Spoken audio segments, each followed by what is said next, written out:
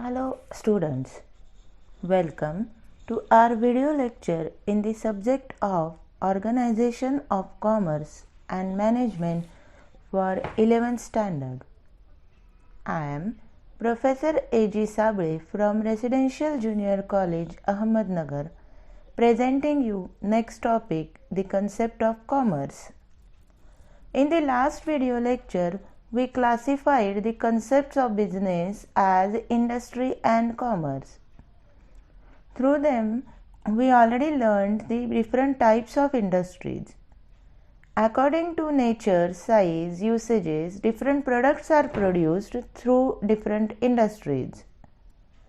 The products produced through these industries are distributed in the market with the help of different types of traders.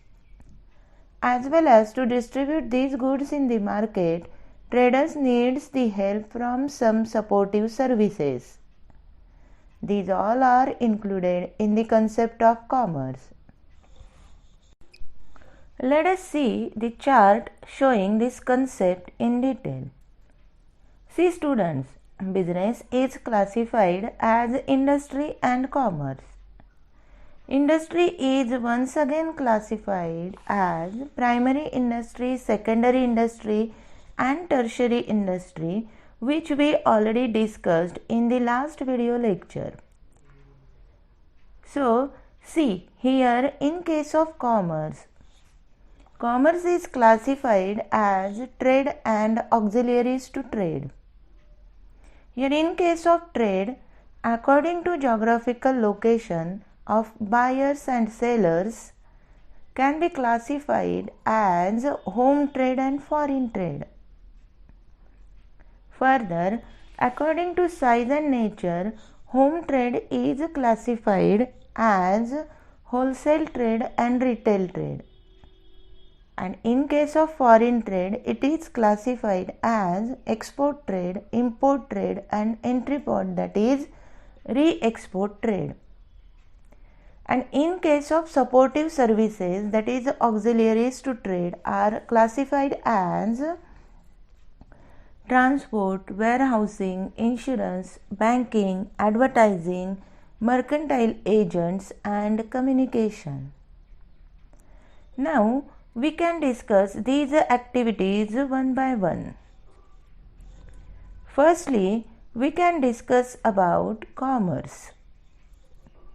Commerce is that part of aspect of business which is engaged in distribution of goods and services produced by industry. Industrial activity, that is producing goods and services, is of no use unless it is sold to ultimate consumers. So, role of commerce starts after the role of industry gets over. Commerce includes buying and selling of goods and services with the help of different traders and supportive services. Commerce bridges the gap between the producers and the consumers by making goods available in the market through different distributors.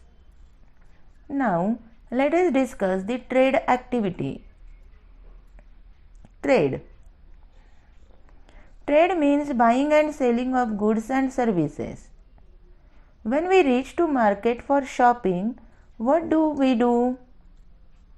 Yes, we purchase a dress liked, and in exchange of we pay certain amount to the shopkeeper. This activity is called as trading activity.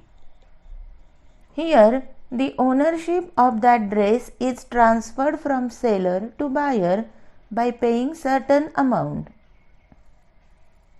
This trade is further classified as home trade or internal trade. When buying and selling activity takes place within the boundaries of the nation, it is called as home trade or internal trade. For example, when a buyer from Delhi purchased oranges from the seller of Nagpur, it is called as home trade.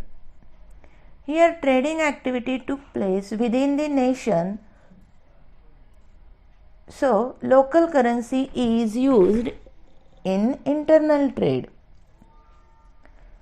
On the basis of scale of operations, internal trade is divided into two categories as wholesale trade and retail trade. Let us see these types. Number 1. Wholesale trade. It is that part of internal trade where goods are purchased directly from the producer and sold to retailers for further trading. Wholesaler bridges the gap between the producer and retailer. He purchases goods on bulk quantity from producer and sells on large to retailers. Due to large purchases, he needs to store these goods in warehouses till its sale. Retail trade. The trade wherein the goods are purchased from the wholesaler and sold to ultimate consumer is known as retail trade. It takes place relatively a smaller scale. The trader who conducts retail trade is known as retailer. He purchases goods on bulk quantity from wholesaler and sells it to ultimate consumers as per their requirement. He acts as the link between the wholesaler and the consumers.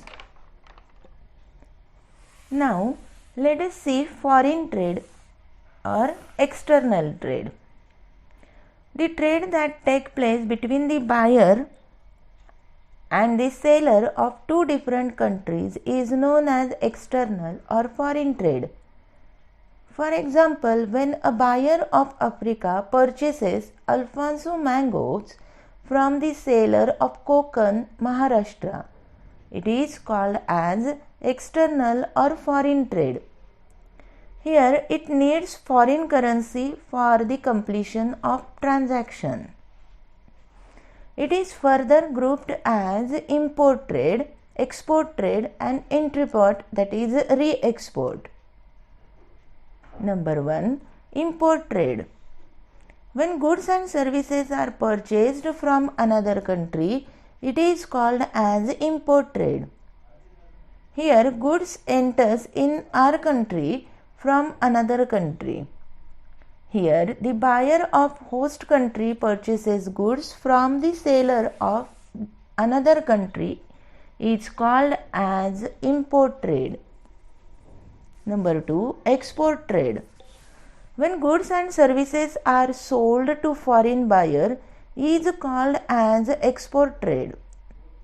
When Indian seller sold his goods to foreign buyer, it is a export trade.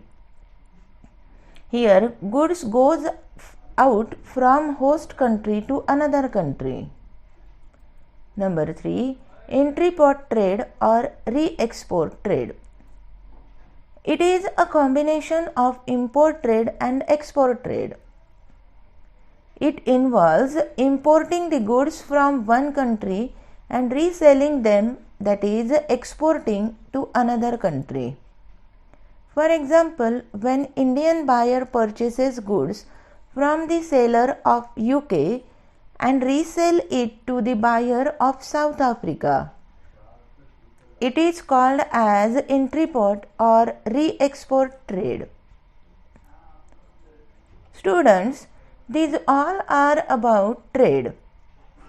Now, let us discuss about the auxiliaries to trade. Auxiliaries to trade. The process of buying and selling is very simple at individual level because it involves small quantity. But when the trading is conducted on large scale, then a trader may have to face many difficulties because a trader deals with a big quantity of goods and large amount of money. These difficulties are overcome by several supportive agencies functioning in the market. They are known as auxiliaries to trade. All those activities facilitate smooth flow of goods and services from seller to buyer. Let us discuss these auxiliaries to trade one by one. Number 1. Transport. Business houses face the difficulty of place because the goods are produced at one place but they are demanded over a wide area. Different modes of transport facilitates the movement of main material from one place to another. Due to transport, it is made available wherever goods are demanded. In this way, business houses overcomes the difficulty of place due to transport. Number 2. Warehousing. The time of production and the time of consumption is different. It means some products are produced throughout the year but we consume it in a specific period only. For example, raincoat, umbrellas, cotton cloths, etc. But some products are produced in specific period only but we consume it throughout the year.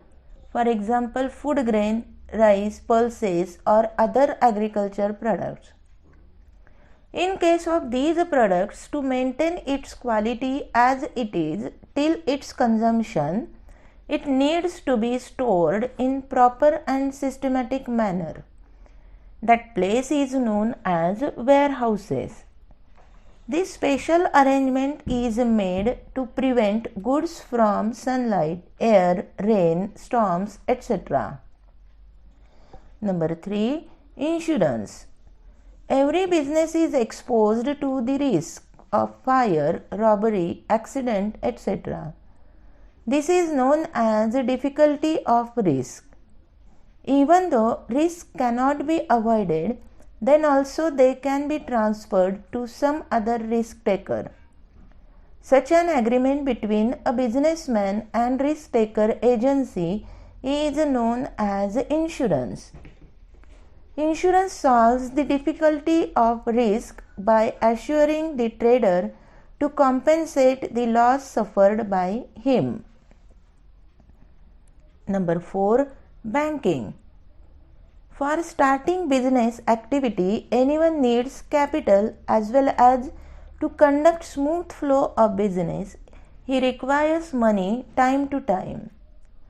Banking solves the difficulty of finance. Banks make the required funds available through loans, overdraft, cash credit, etc. It also allows traders to open different types of accounts as per their requirement. Similarly, other services such as checks, demand draft, ATM cards, credit cards, etc. are provided by banks which will help the traders to carry out business operations smoothly. Number 5.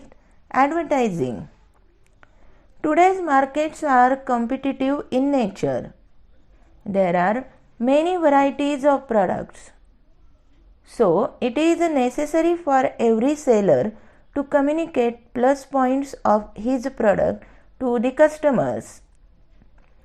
But the customers are many in number and are spread over a wide area. Due to advertising, business organization reaches to many more customers which will help them for increasing sale. Number 6. Mercantile agents. Customers are scattered all over the area.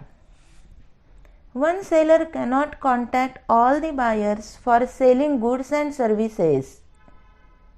He faces the difficulty of persons and needs a helping hand who can complete the transaction on his behalf. This difficulty is solved by mercantile agents who bridges the gap between buyer and seller. Brokers, estate agents, consignors, etc. are the examples of mercantile agent. Number 7. Communication. There is need to transform information about business from one to another. In distribution channel, there are producer, wholesaler, retailers, and consumers. Everyone needs to communicate, like placing order, payment, delivery of goods with each other. With the help of various means of communication like cell phones, postal services, internet, email, etc., they are connected with each other. These means of communication save their time and money. Students, these all are about the auxiliaries to trade. In the next year, that is in this 12th standard, we will be learning these auxiliaries to trade in detail through one full chapter named Business Services. Hope you understood today's video lecture well. Stay home and study from home safely. Thank you.